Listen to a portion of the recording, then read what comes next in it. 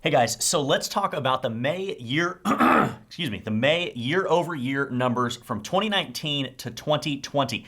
It is the second full month we've been in the middle of coronavirus. So what happened? What was good? What was bad? What is the market doing? Is it going up? Is it going down? Let's talk about it. So we're going to talk about median sales price. We're going to talk about inventory, which is a very, very important number when it comes to looking at the real estate market and truly understanding what is going on. We're going to look at new homes on the market, and we're going to look at closed homes. We are only looking at single-family homes, and we are only looking at resale homes. We're not looking at new homes. We're not looking at condos. We are not looking at townhomes because it just messes with the numbers. We want to focus in and kind of get a better idea on what is going on in the biggest chunk of the market, which is single-family resale homes. So it's not so bad. The other thing I want to do at the end of the video, I'm going to talk about two things that I've seen over the past 3, 4, 5 days that are just really cool to see. So showing the market is coming back. The market is hotter than it is or was even prior. So, okay, so median sales price, not great news here. Median sales price is actually down by about $2,000. We were at $262,000 in 2019 May, median sales price. And then this year for May, we were at $260,000. It's a 0.7% down. So it's like tiny. It's almost flat. So it's $2,000. I really wouldn't think too much about that. I would look at that as it's flat. Prices didn't go up. Prices also didn't go down. 2 months into coronavirus with the highest unemployment rate, like, I don't know, in a while, in a really, really long time. Crazy time, unprecedented time, probably one of the craziest times in your lifetime. So prices stayed the same as a year prior. So that's cool. We're going to talk about supply towards the end. Let's talk about new homes. So new homes in April new homes, let me specify what I mean by that. New homes are the new homes on the market. They are not new homes. They're just new homes that went on the market in the month of April. We're down 30% year over year. So we're looking at April 2019, April 2020, down 30%. Reasonable, right? That's right when Corona hit. And they're like, hey, if I was planning on selling, I might not be selling because maybe I'm furloughed, maybe I lost my job at that point. So down 30%. This month, or last month, May, we were only down 15%. So that is, a huge amount. So 30% down in April, only 15% down year over year in May. Sold homes.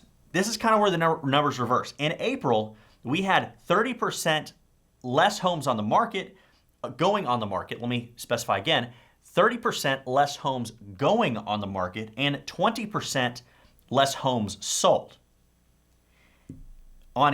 In May, we were 15% less homes on the market, but 32% less sold. So even more homes not sold or not selling in the month of April. Now, part of that I think has to do with when we were in, April, March. Yeah, so when we were in April, some of those sales that we saw were trailing from the month prior. Now, it takes 30 to 45 days to close on most real estate transactions. Average days to close is probably roughly around that 30-day mark. But VA loans take a little longer, etc. But 30 to 45 days to close on a loan or to close on a house. Now, a lot of those homes that closed in, I'm getting my months confused, in May, or in April, which is the month before May, some of those are going to be trailing from the month prior when COVID and Corona and the shutdowns weren't as big of an impact on the market. So I think that is part of the reason why you see even more of a drop in May. So we talked about those. Supply. Now supply, remember, 6 months of supply. I apologize. So basically, let's explain this. So supply and demand, or supply, buyer's market, seller's market is what we're going to talk about when it comes to supply. So a 6-month inventory, which let's back up even more and explain inventory. Inventory is if no new homes came on the market, how long would it take to deplete or sell and close on every single home on the market? That is the months of inventory. If there are 6 months of inventory, if you stop putting homes on the market in this vacuum of a world that doesn't exist, 0 new homes on the market, how long would it take to sell the homes on the market? 6 months inventory means 6 months. So a 6 months inventory is going to be a balanced market.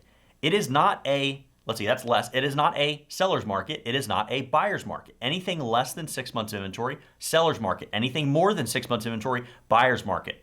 We typically hover around that 2-3 month inventory, sometimes less depending on the market. That's for past few years, we've been around that mark. This is what's crazy. So the market, is it slower? I don't know. Are there less people buying and selling? Yes. But what is the market doing? Now remember, this inventory is the biggest determining factor on what the real estate market is doing. What does it mean? Because you can see prices and you can see days on market and all that, but this is the single best metric to look at what is the market right now. We're still in a seller's market. We're even more of a seller's market than we were the prior year, which is just doesn't make sense. So let me back up here. So supply. In May of 2019, we were at 3.1 months of inventory. So remember, seller's market. We were in a seller's market. That 3.1 months of inventory went down to 2.6 months of inventory in May of 2020. So the sellers have even more leverage. The houses are generally moving quicker than they were a year ago from today.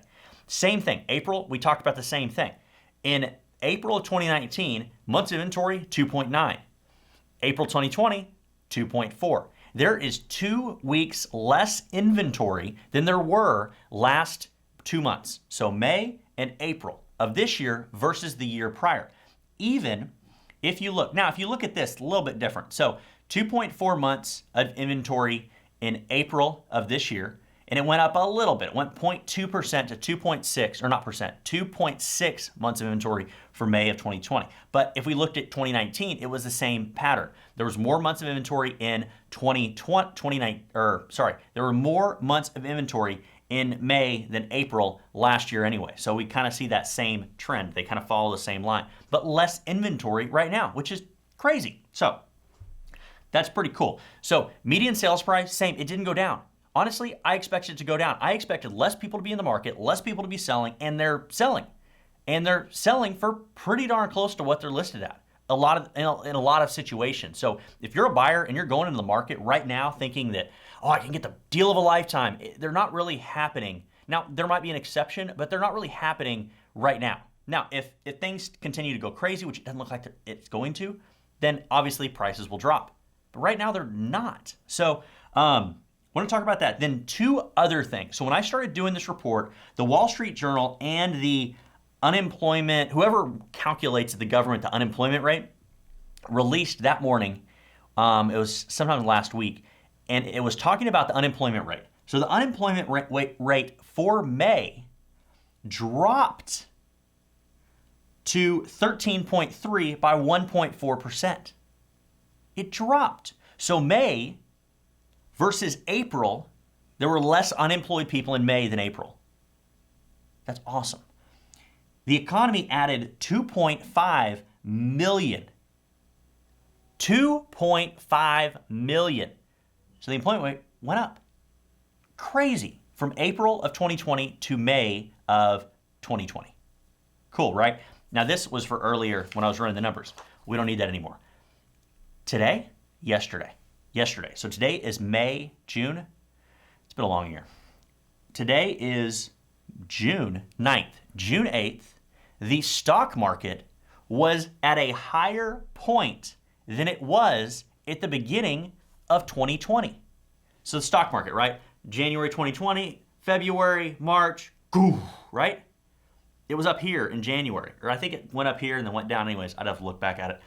I'm not a stock expert, but down, crashed. Everyone panicked.